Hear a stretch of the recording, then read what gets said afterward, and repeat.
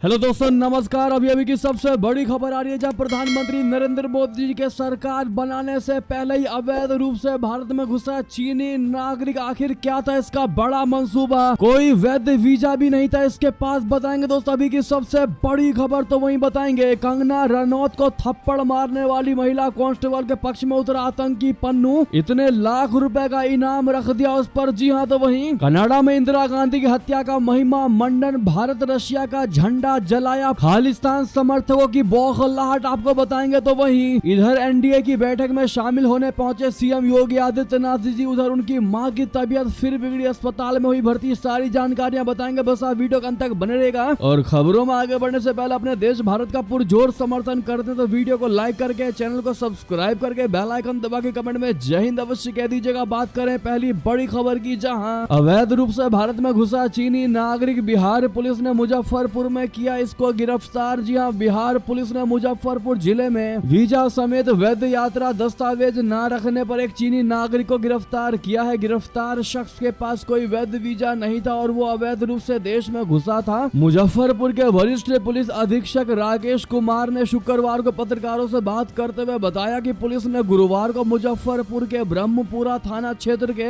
लक्ष्मी चौक के पास एक चीनी नागरिक को गिरफ्तार किया, क्योंकि उसके पास वीजा समेत वैध यात्रा दस्तावेज नहीं था। उनके खिलाफ विदेशी अधिनियम की संबंधित धाराओं के तहत मामला दर्ज किया गया है। तो वहीं सब में बड़ी बात यह है कि एसपी ने बताया कि पुलिस ने उसके कब्जे में एक चीनी नक्शा, एक मोबाइल फोन और 3 छोटी पत्थर की मूर्तियां भी बरामद की हैं। अन्य संबंधित एजेंसियों के अधिकारी उससे पूछताछ कर रहे हैं। गिरफ्तार चीनी नागरिक की पहचान चीन के शादोंग प्रांत के निवासी ली जियाकी के रूप में हुई है। दोस्तों, गौर करने वाली बात यह है कि भारत में फिर एक बार मोदी की सरकार बनने जा रही है। उन्होंने अभी तक शपथ नहीं लिया, 9 जून को वो शपथ लेंगे, लेकिन उससे पहले पूरे भारत का ध्यान भारत के सरकार बनाने की तरफ है। तो वहीं चाइना की तरफ से इस प्रकार की घुसपैठ को आखिर क्या समझना चाहिए? क्या कोई बहुत बड़े साजिश के तहत इस चीनी नागरिक को भारत में घुसपैठ तो नहीं कराया गया? इसकी जांच चल रही है। जैसी कोई बड़ी खबर आएगी सबसे पहले आपको बताएंगे। फिलहाल आपकी राय इस पर क्या है दोस्तों, बताइएगा जरूर। तो वहीं आपको बता दें, कंगना रनौत को थप्पड़ मारने वाली महिला कांस्टेबल के पक्ष में उतरा आतंकी। खालिस्तानी पन्नू 8 लाख के इनाम का कर दिया ऐलान। जी हां, हिमाचल प्रदेश के मंडी लोकसभा सीट से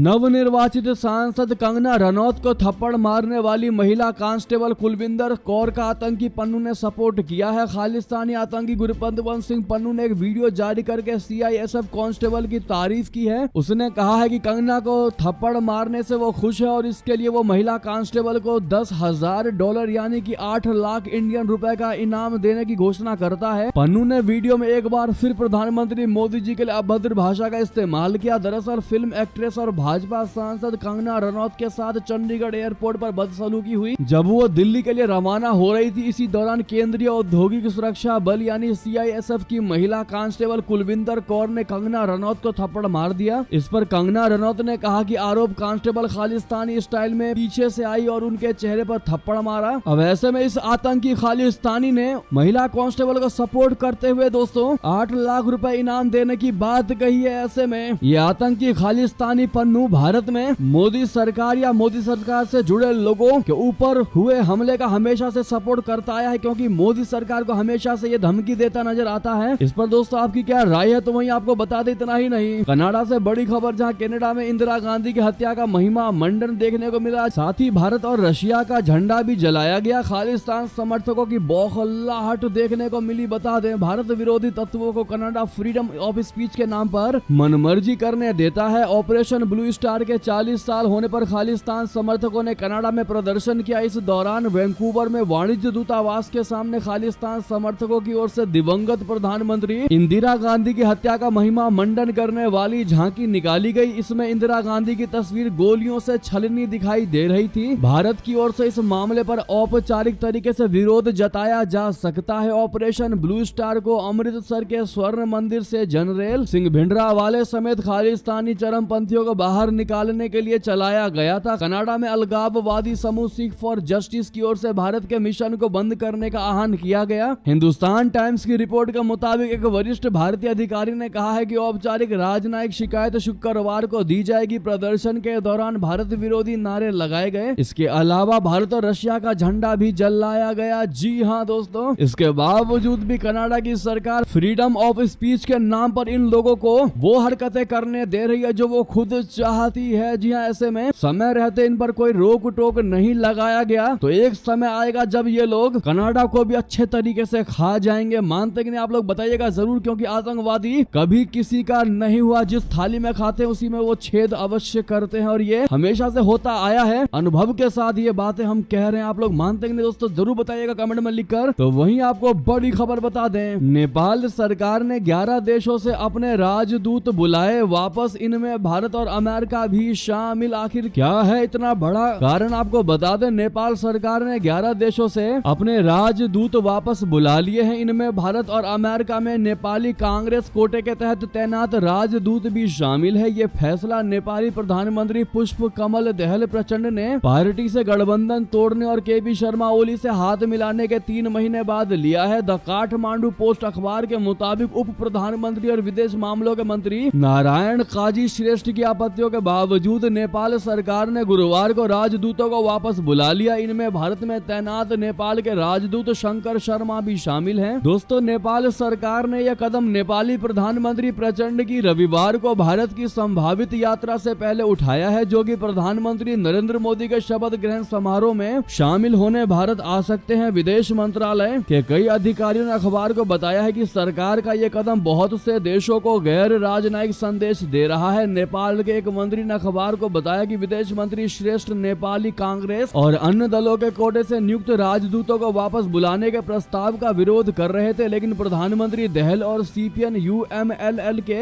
अध्यक्ष ओली ने मनमाने तरीके से राजदूतों को वापस बुलाने का फैसला किया है। तो वहीं आपको बता दें, यमन के हूतियों ने यूनाइटेड नेशन की टीम पर कर दिया बहुत बड़ा हमला। 9 कर्मचारियों समेत अन्य को बंधक बनाकर मचाई हलचल। जी हाँ, यमन के हूतियों ने इस बार सीधे संयुक्त राष्ट्र को चुनौती दी है। हूती विद्रोहियों ने संयुक्त राष्ट्र की टीम के 9 कर्मचारियों पर हमला करने के बाद उन्हें बंधक बना लिया है। बता दें कि गाजा पर इजरायली हमले के विरोध में उतरे हूती लाल सागर में लगातार आतंक का पर्याय बने हैं और वो विभिन्न देशों की जहाजों को निशाना बना रहे हैं। इसी कड़ी में अब बढ़ते वित्तीय दबाव और अमेरिका के नेतृत्व वाले गठबंधन से हवाई हमलों का सामना कर रहे हूती विद्रोहियों ने संयुक्त राष्ट्र एजेंसियों के कम से कम 9 यमनी कर्मचारियों को अस्पष्ट परिस्थितियों में बंधक बना लिया है। अधिकारियों ने शुक्रवार को यह जानकारी दी तो संयुक्त राष्ट्र तक खलबली मच गई। अधिकारियों ने कहा है कि सहायता समूहों के लिए काम करने वाले अन्य लोगों को भी बंधक बनाए जाने की आशंका है। ये घटना ऐसे समय में हुआ है जब हूती विद्रोहियों ने लगभग 1 दशक पहले यमन की राजधानी पर कब्जा कर लिया था और उसके बाद से ही सऊदी नेतृत्व वाले गठबंधन के साथ लड़ रहे हैं। हूती विद्रोहियों ने गाजा पट्टी में इजराइल हमास युद्ध को लेकर लाल सागर गलियारे में जहाजों को निशाना बनाया है। तो वहीं बता दें, बांग्लादेश पर नरम हुआ अमेरिका का रुख, क्या भारत के दबाव में आ गए जो बाइडेन। बंगाल की खाड़ी में चीन से बड़ा मुकाबला। जी हाँ, यूएस और बांग्लादेश के बीच पिछले कुछ समय से संबंध तनावपूर्ण रहे हैं। अमेरिका बांग्लादेश के सत्तावादी झुकाव को लेकर आलोचना करता रहा है, लेकिन बांग्लादेश में हुए चुनावों के बाद अमेरिका के रुख में नरमी देखी जा रही है। अमेरिका के सहायक विदेश मंत्री डोनाल्ड लू ने 14 से 16 मई को बांग्लादेश की यात्रा की। ये जलवायु परिवर्तन और आर्थिक संबंधों पर केंद्रित थी। उन्होंने 7 जनवरी को हुए राष्ट्रीय चुनावों पर किसी भी चर्चा से परहेज किया। इस चुनाव में प्रधानमंत्री शेख हसीना और उनकी पार्टी ने लगातार चौथी बार जीत हासिल की। अमेरिका चुनाव की विश्वसनीयता पर सवाल उठाता रहा है। चुनाव परिणाम आने के ठीक एक दिन बाद अमेरिका ने कहा कि चुनाव स्वतंत्र या निष्पक्ष नहीं थे। वहीं विपक्षी दल बांग्लादेश नेशनल पार्टी ने मतदाताओं के दमन, व्यापक गिरफ्तारियों और देश में भय के माहौल का आरोप लगाते हुए चुनाव का बहिष्कार किया। अमेरिका ने कई बांग्लादेशी अधिकारियों पर प्रतिबंध भी लगाया था। दोनों देशों के बीच इससे फैसले काफी तनावपूर्ण हो गए थे। बांग्लादेश सरकार को और भी कठोर प्रतिबंधों का डर था, लेकिन ऐसा नहीं हुआ। तो वहीं आपको बता दें, युद्ध के बीच अमेरिका जाएंगे इजरायली प्रधानमंत्री नेतन्याहू। 24 जुलाई कांग्रेस में सांसदों को करेंगे संबोधित। जी हां, हमास के साथ जारी युद्ध के बीच इजरायल के प्रधानमंत्री बेंजामिन नेतन्याहू जी अमेरिका का दौरा करेंगे। रिपब्लिकन पार्टी के नेताओं का कहना है कि इजरायली पीएम 24 जुलाई को अमेरिकी कांग्रेस में सांसदों को संबोधित कर सकते हैं। ये दौरा इजरायल के लिहाज से अहम माना जा रहा है, क्योंकि कूटनीतिक रूप में वैश्विक स्तर पर युद्ध के कारण इजरायल अलग थलग पड़ता जा रहा है। अमेरिकी राष्ट्रपति बाइडेन ने पिछले सप्ताह ही एक इजरायली 3 3 चरणीय योजना पेश की थी। इससे संघर्ष को समाप्त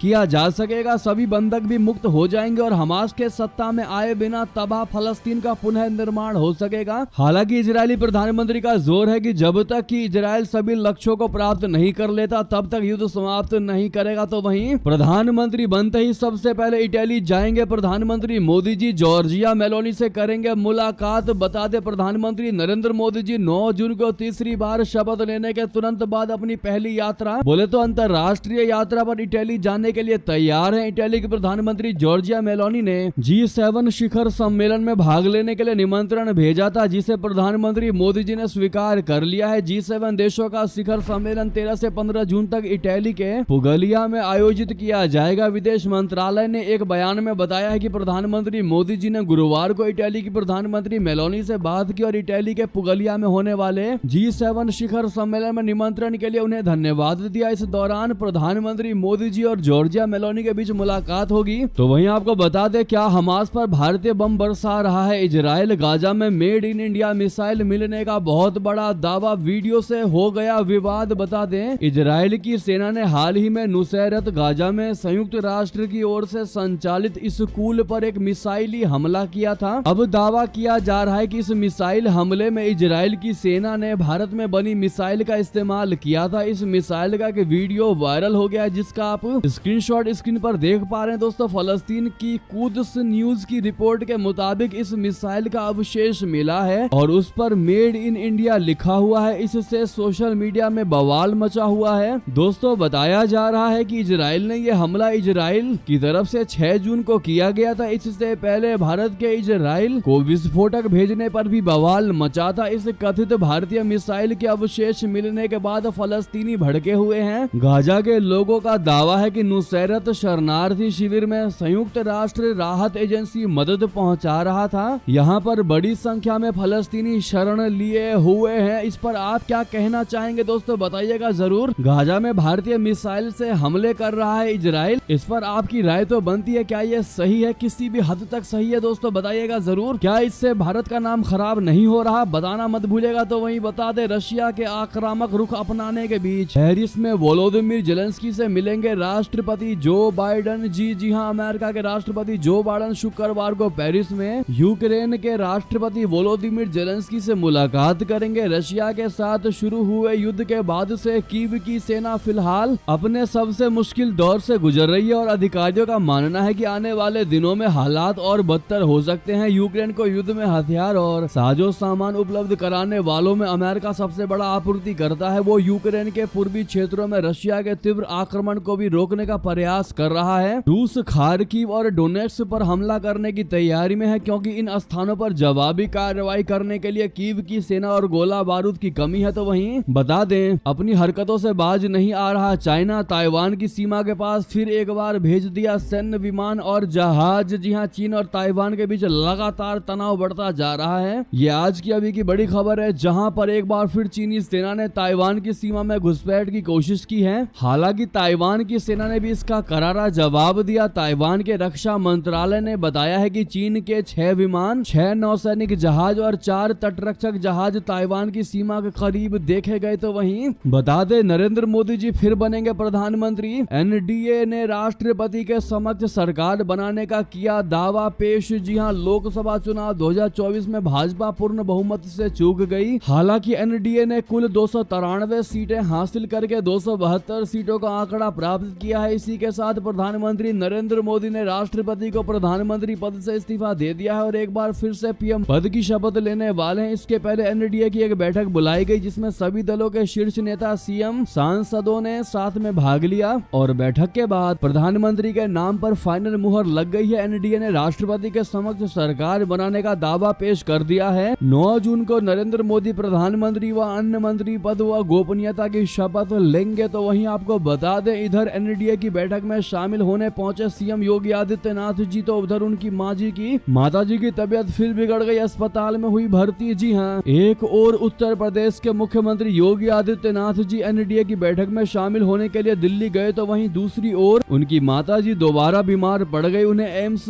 ऋषिकेश में भर्ती किया गया है, जहां डॉक्टरों की टीम उनकी जांच कर रही है। शुक्रवार को कैबिनेट मंत्री धन सिंह रावत भी मिलने पहुंचे। उन्होंने उन्होंने इस दौरान उनके स्वास्थ्य का हाल भी जाना। उन्होंने एम्स के चिकित्सकों की टीम के साथ विचार विमर्श भी किया। ऐसे में दोस्तों आप लोग गेट वेल सून माता जी कमेंट में लिखना मत भूलिएगा। तो वहीं आपको बता दें दोस्तों कि फूलों का गुलदस्ता लेकर अभिवादन करने पहुंचे योगी आदित्यनाथ जी जैसे ही प्रधानमंत्री मोदी जी से मिले, मोदी जी ने कंधे पर जोर से थपथपा कर दे दिया बहुत बड़ा संदेश। जी हाँ दोस्तों, अपने संबोधन के बाद नरेंद्र मोदी जी ने देश के कोने कोने से आए सभी दल के नेताओं से मुलाकात की। इस दौरान मोदी जी और योगी जी के मुलाकात पर सबकी नजर रही। जैसे ही फूलों का गुलदस्ता लेकर योगी जी पीएम मोदी के समक्ष पहुंचे, मोदी जी ने अभिवादन स्वीकार करते हुए 2 बार योगी जी के कंधे पर जोर से थपकी दी। इसके बाद योगी जी ने दोनों हाथ जोड़कर नमस्ते किया। ये बहुत बड़ा मैसेज दोस्तों विपक्षियों को जा रहा है, जो ये समझ रहे हैं कि एनडीए में फूट पड़ेगी और यहाँ तक कि योगी आदित्यनाथ पर भी मोदी कैबिनेट की बैठक हो सकती है। अब ऐसे में ये करारा जवाब है विपक्षियों को। ऐसे में दोस्तों योगी आदित्यनाथ जी को लेकर आपकी क्या राय है? और योगी जी इस पूरे बैठक में उदास नजर आए हैं दोस्तों, उनके चेहरे पर उदासी झलक रही थी। वो भी सबसे बड़ा कारण वही रहा कि उत्तर प्रदेश में भाजपा को कम सीट मिल पाई। लेकिन आपको क्या लगता है, क्या 2029 में या यूं कह ले कि सीएम के चुनाव में क्या भारतीय जनता पार्टी एक बार फिर से उत्तर प्रदेश की जनता को पूरे तरीके से साध पाएगी? हाँ या ना में जवाब देना मत भूलिएगा दोस्तों, कारण भी बताइएगा जो कहते हैं नहीं। ऐसे में बढ़ते अगली बड़ी खबर की तरफ, जहां 9 जून को प्रधानमंत्री मोदी के शपथ ग्रहण समारोह के लिए गहन सुरक्षा घेरे में है दिल्ली। जी हां, राष्ट्रीय राजधानी अब 9 जून को होने वाले तीसरे कार्यकाल के प्रधानमंत्री नरेंद्र मोदी के हाई प्रोफाइल शपथ ग्रहण समारोह से पहले एक सुरक्षा अभियान के लिए तैयार हो रही है। पिछले साल G20 शिखर सम्मेलन के दौरान देखे गए उपायों की तरह शहर अब देश भर की खुफिया एजेंसियों और सशस्त्र बलों द्वारा समन्वित जमीन से हवा में निगरानी के साथ एक किला बनने के लिए तैयार है। यदि सूत्रों पर विश्वास किया जाए तो मध्य दिल्ली को सुरक्षित करने के लिए उन्नत घुसपैठ चेतावनी प्रणालियों से लेकर गुप्त स्नाइपर्स तक हर संभव संसाधन को लागू किया जाता है, जिसे अधिकारियों ने संभावित सुरक्षा दुस्वप्न के रूप में वर्णित किया है। जी हाँ दोस्तों, बहरहाल ये थी की सारी बड़ी खबरें। आपको हमारी ये खबर कैसी लगी कमेंट में बताना मत भूलिएगा। मिलते अगली बड़ी खबर में, लेकिन वीडियो को लाइक करके चैनल को सब्सक्राइब करके बेल आइकन दबा के कमेंट में जय हिंद अवश्य कह दीजिएगा। और दोस्तों वीडियो को शेयर करना प्लीज मत भूलिएगा। मिलते अगली बड़ी खबर में, जय हिंद जय भारत।